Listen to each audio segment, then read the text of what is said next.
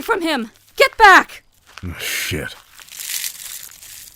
Father Gale! The moonspawn, do you know what it was? I didn't get a good look through the trees. What? No, but that doesn't matter. I need you to worry about that later. For now, I need your help. My father is badly wounded. I'm afraid I'm no healer. I realize that much. The magic arrow was rather telling. I, on the other hand, do happen to know what I'm doing. I just need you to assist me. Now. That thing could come back at any moment. What's your name? Dedris. Lovely to meet you, Dedris. I'm Elise. I'd be happy to help you with your hunt once my father isn't dying. But for now, I need you to grab a bandage from my kit and get pressure on the wound in his leg while I stitch his throat. Right. I might not be a healer, but as a Nighthunter, I do know the anatomy and abilities of a great number of moonspawn. Any details you provide might help me determine if their teeth or claws are venomous. Some moonspawn poison needs to be treated immediately or their victim will die. Forget the moonspawn. He's going to bleed to death before any poison can do its work. Now do what I asked. I need to focus. Understood. Tell me if there's anything else I can do. Just keep pressure on that wound. An artery's been punctured, but if I can stitch his throat and leg up in time, he should be all right. Your hands are shaking. Take a breath. If you don't want to help, just say so. Otherwise, shut up and focus on what you're doing. You're doing well. I can tell your father's in good hands. What did I just say?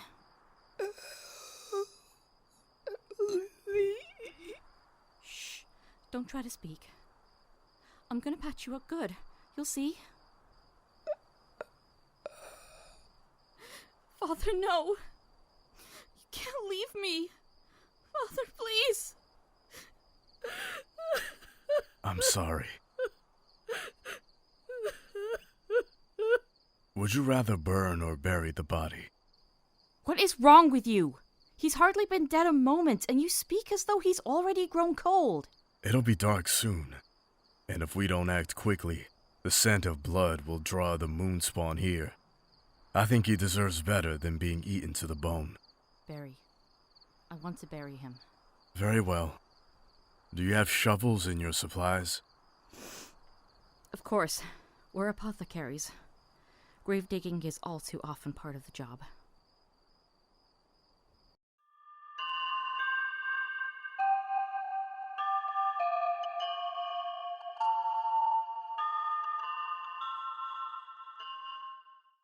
What can you tell me about the monster that killed your father? Can't it wait until morning? No. Is that all you think about?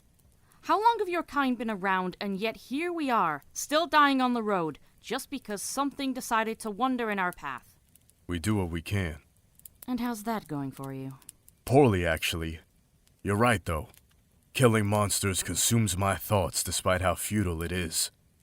If I save a farmer from one creature, they'll likely die the following week to whatever horror takes its place. But that's one more week that person gets to sit at the table with their family. One more week they get to tell stories to their children and drink with their peers and laugh at the troubles of the past. I'm sorry. I shouldn't blame this on you. It's just, he's all I had, and now he's gone. I understand, and you deserve time to grieve. But that creature could attack us again at any time. Worse yet, it could choose to attack a supply caravan, or even a village of people that can't defend themselves. We can still save lives. Fine. I'll tell you what I saw. It isn't much, but maybe it'll be enough for a Nighthunter. I want something in return, though. We don't have time to bargain. It's a simple request. I want you to take me with you on your hunt. Are you certain? I want to watch it die. You saw firsthand how dangerous this creature is. I did. And you realize that I won't necessarily be able to protect you. I do. Very well. Now tell me what you saw with as much description as possible. Details that you might think irrelevant could be vital information in determining the moonspawn species. Start from before you were attacked. There's not much to say, but sure. The road from Torian to Kaldberg is very well traveled, and patrolled by scouts and rangers often. My father and I have made the trip before, and the worst danger we've ever encountered was a mountain lion that held interest in us for half an hour. We figured it would be much the same this time around. Along the road, there are 4 safe houses, like the one we're in now. The aldermen of Torian and Karlberg built them for merchants and travelers to keep them safe at night. I suppose you're probably already aware of that, though. It's not like it's an uncommon practice between towns.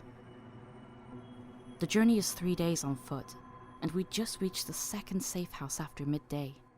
Father knew we'd be pushing our luck if we tried to make it to the 3rd, so we decided to camp here. Looking back, it was far too quiet. There wasn't a bird in a tree or a bug in the grass. The sound of our own footsteps was all that disturbed the peace. It felt like the world was holding its breath while we panted like dogs. Aside from that, nothing else felt out of sorts. No feeling of being watched or anything like that. It was just a quiet day.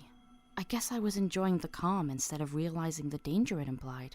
It was barely evening after we'd settled into the cabin, but we both wanted to get as much rest as possible for tomorrow's trek, so we decided to eat early before heading to bed. My father went out to forage while I used the provisions we had with us to start cooking. I was inside when it attacked. My father was out gathering berries. He always liked to joke that they were the only cure for my sweet tooth that didn't empty our purses. I was just about done cooking when I heard him scream.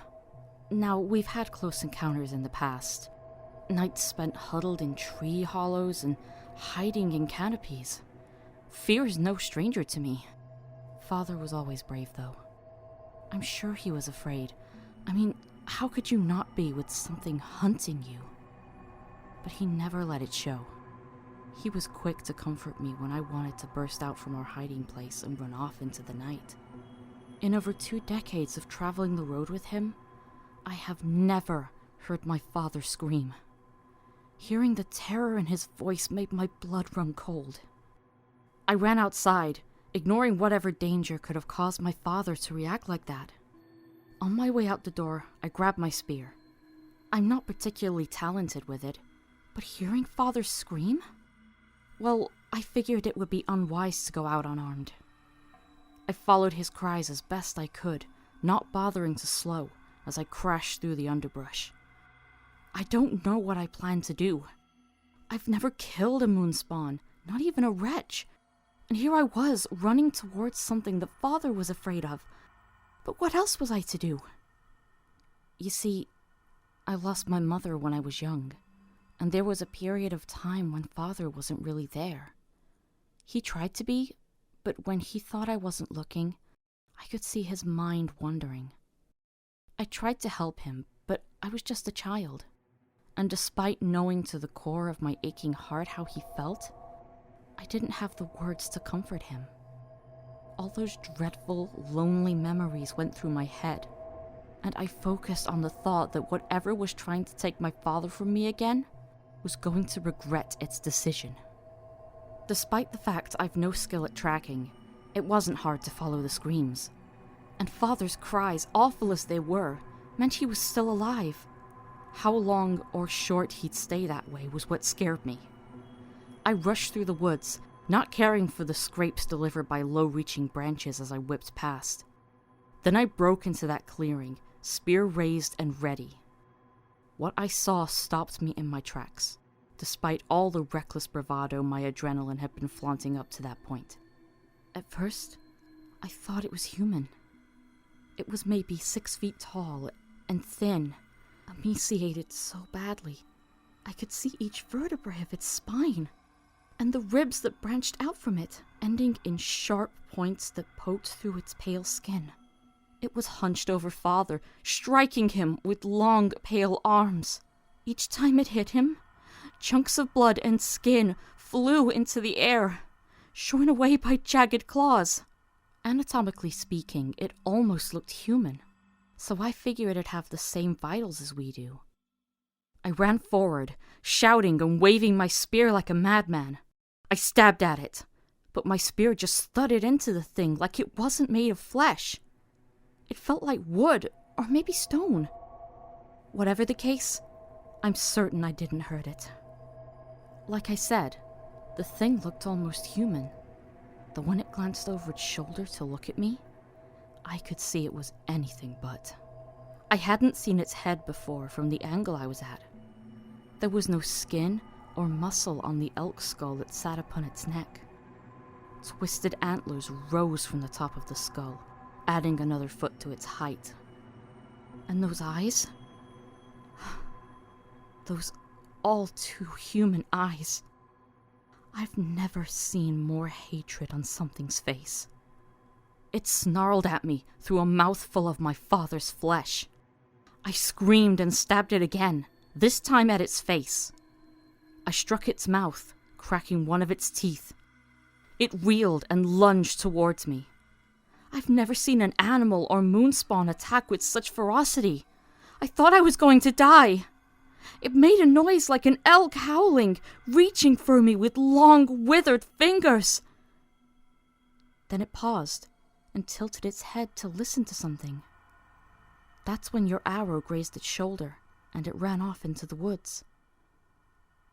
Not questioning my fortune, I rushed to save my father, more out of reflex than actually believing he could be saved at that point. And, well, you know the rest. Anything useful? Yes. Unfortunately, I'm fairly certain I know what we're dealing with. And? Grab a shovel. You better have a damn good reason for digging up my father hours after we buried him. I just need to be sure. Sure of what, might I ask? Or is being cryptic your definition of being useful? I made 4 observations from your story. The moon spawn that attacked you isn't afraid to attack near areas that are well defended. Most creatures prefer to focus on easier pickings and will give up if an area is as well coordinated to prevent easy killings as this road is. The next 2 observations are the physical description and the sound it made. These narrow down the list of possible creatures down to 3. Lastly, it attacked during the day, further limiting the options to 2 types of moon spawn. And seeing my father's corpse again helps how exactly? Listen. Dedris? What is that? We buried my father, and it isn't even a monster moon. He shouldn't have become a wretch. That is the worst possible situation. Father! What evil is this? This is what I needed to see based on your story. It is an undead transformation caused by the creature that killed your father. It can spread like a plague, only this disease has a mind driven by hate and hunger. Only one creature can mutate a corpse like this without intentionally doing so. This is the curse of the Wendigo, and I need to kill the creature now so I can find out how widespread its infection has become. Every moment lost is another victim who could spread the curse. I've already lost too much time. Are you still with me, or would you rather remain here until I return? Let me fetch my spear.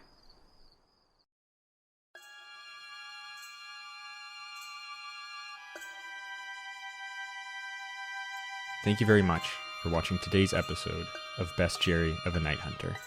Thank you very much to those of you who have decided to support this project on Patreon, with a specific shout out to Kyle Datu and Bridget.